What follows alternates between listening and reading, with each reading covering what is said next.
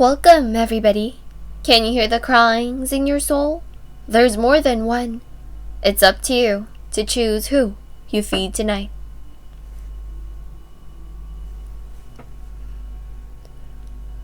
I grew up in a broken family.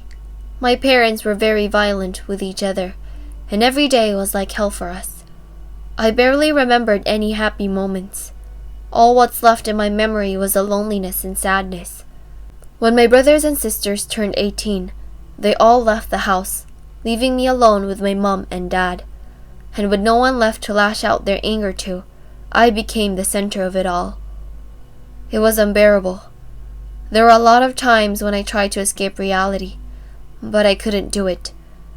I found my solace and it made me want to live. I started hiking to cheer me up. I'd go climb mountains and watch the sunrise from the top. It was breathtaking, but I felt like I was missing something or someone. One day, as I was wandering aimlessly by the mountains, I felt a tug at my fingers. I looked around, but there was nobody there. I felt it again and again, and suddenly a red string appeared tied around my finger. I tried removing it at first, but I couldn't. It didn't look harmful, so I decided to find out more about it. I walked around town asking old ladies about it. It just seemed like they would know about this stuff. It didn't take me long, but I found out that it was called the red string of fate.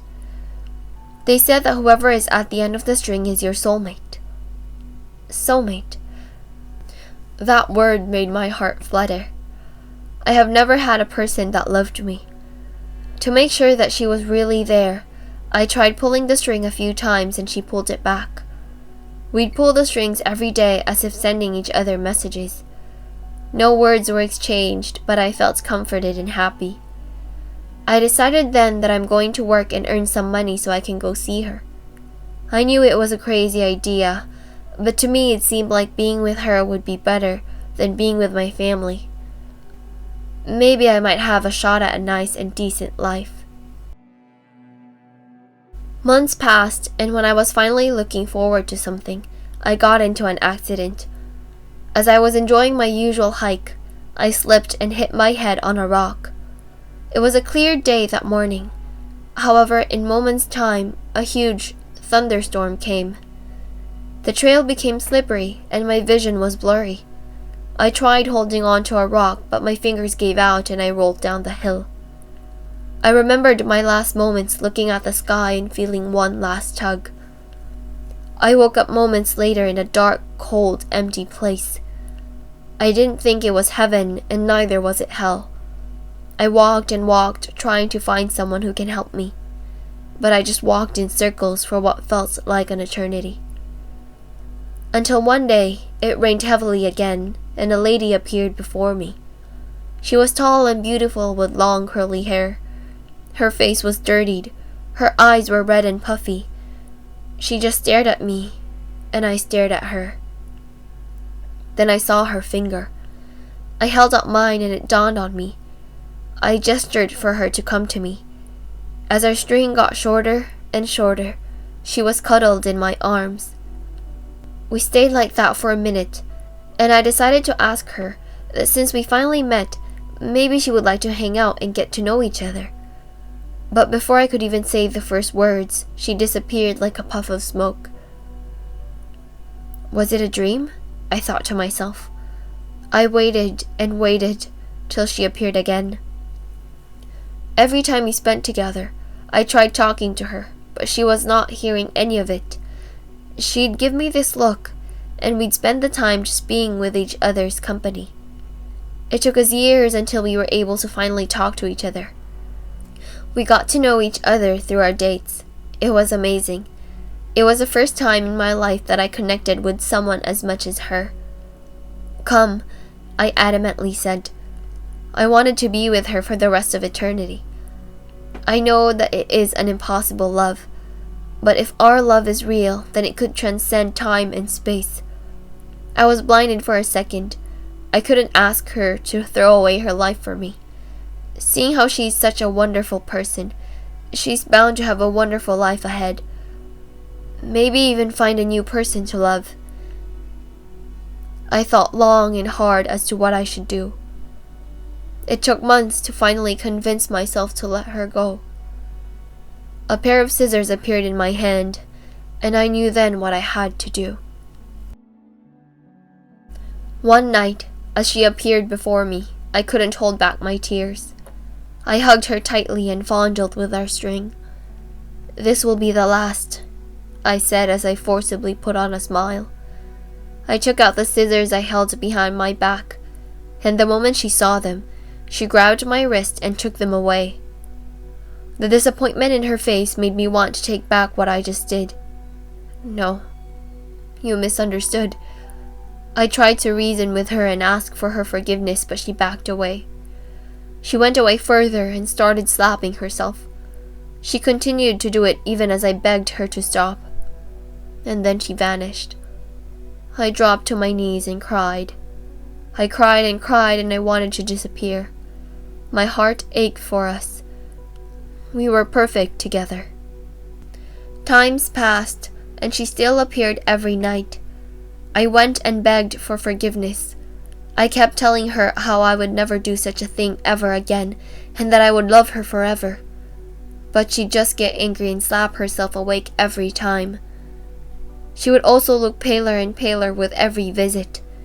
She would walk funny and be zoned out most of the time, and it just got worse from there on. She would appear drowsy. She would start talking to no one. She'd get hysterical and collapse. I'd run to her, but she would disappear. After a while, she stopped showing up. I worried for her day and night. I wanted to go to her, but I couldn't. And as time passed, I noticed that the string was slowly turning black. At that rate, our shot at love will be over. I searched for the scissors that she took away. When I found them, I hesitated for a bit, but I tried cutting the string. I snipped and snipped, but it wouldn't break. And that's when another red string appeared on my hand.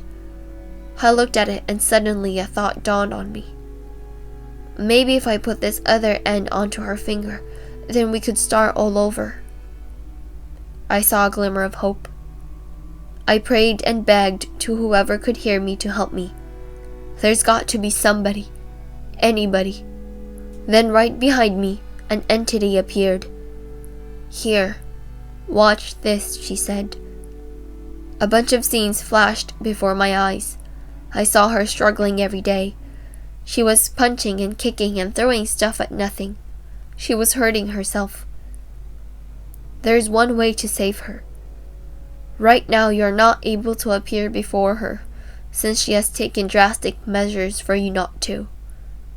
As you can see, if this continues on, she's not going to make it.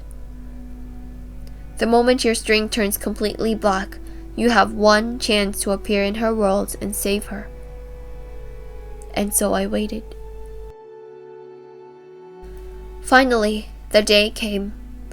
I was standing a few meters away from her. I showed her the red string and told her everything. I once again held out my hands, and I couldn't hold it in. I kept repeating the words "I love you" over and over again. To my surprise, she came towards me. My heart was pounding.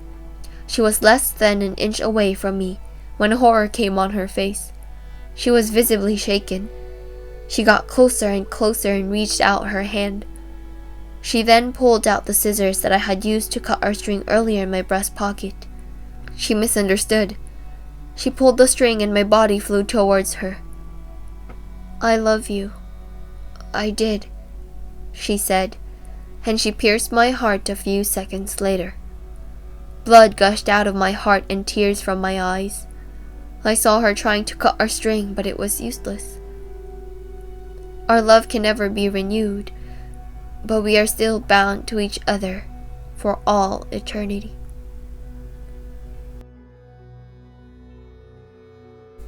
Hello everybody, thank you for watching this week's video. I hope you guys enjoyed it.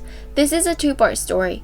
This video, we told it from the boy character's perspective, and from our previous video, we told it from the girl's perspective. So if you guys would like to check that out, please do.